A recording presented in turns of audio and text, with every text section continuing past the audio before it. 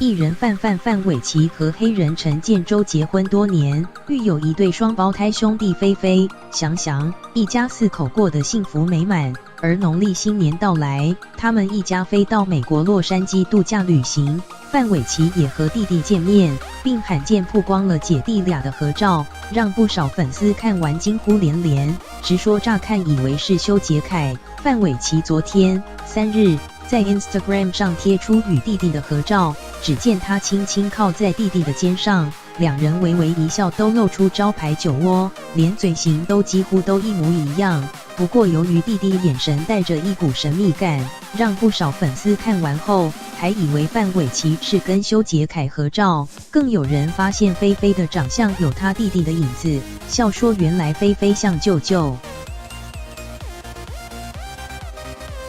据了解，范玮琪弟弟其实学历相当高，就读哈佛大学，在校成绩相当优异，也很早就已经结婚，目前在美国定居。这次范去美国度假，刚好能顺便找弟弟叙旧。